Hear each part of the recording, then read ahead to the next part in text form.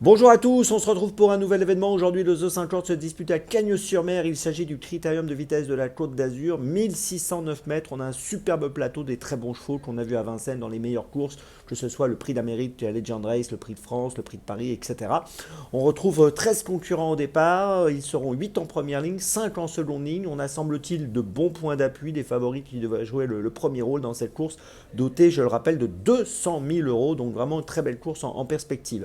Avant de démarrer, de vous donner mon choix en 6 pour ce The 50 et tous les paris associés, jeux simples, jumelés, trio, etc. Je vous rappelle que vous pouvez vous abonner à la chaîne YouTube de The Turf. Vous pouvez aussi activer la cloche pour être informé dès que mon prono est posté. Puis attention, n'oubliez pas le jeu responsable, les mentions qui sont en bas ici. Ayez ça en tête, c'est important.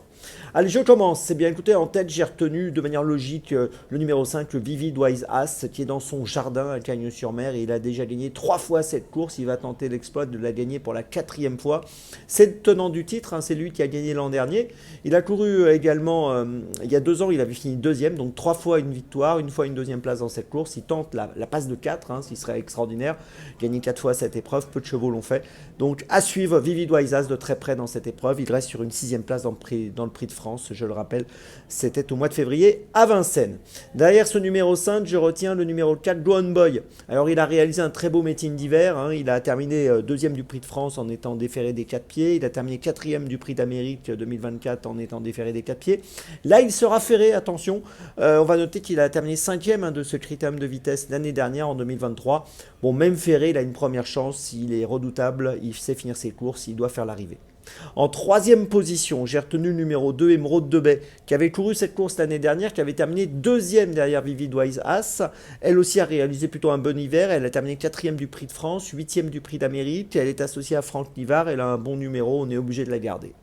En 4e position, j'ai retenu le numéro 6, Hookerberry. Alors Hookerberry reste sur une 3e place dans le prix de Paris où il s'est très bien comporté. C'était un peu moins bien dans le prix de France où il avait terminé 9e. C'est quand même un cheval de valeur, on est obligé de le garder dans cette épreuve en première ligne. En 5e position, j'ai retenu le 3, Inama Rosa, qui a terminé 2e du prix de Paris dernièrement, qui a été disqualifié dans le prix de France. On se souvient qu'elle avait très bien couru dans le prix Marcel Laurent sur 2100 mètres derrière Ida Otillard.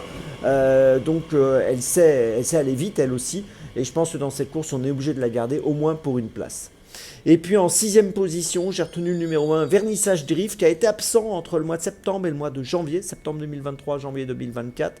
Il vient de faire sa rentrée en Italie en étant ferré. Là, il sera déféré. Il est 7e en Italie pour sa rentrée. Il a fini 4e de cette course l'année dernière. Bon, faut pas l'oublier non plus. On est obligé de le garder en 6e position. Je vous résume mon choix donc en 6 pour ce The 50. Vous avez compris que j'ai retenu que des chevaux de la première ligne. Tout d'abord en tête le 5, puis ensuite le 4, le 2, le 6, le 3 et le 1. Départ de la course aujourd'hui, attention les amis, 15h15. On se retrouve maintenant demain pour Caen.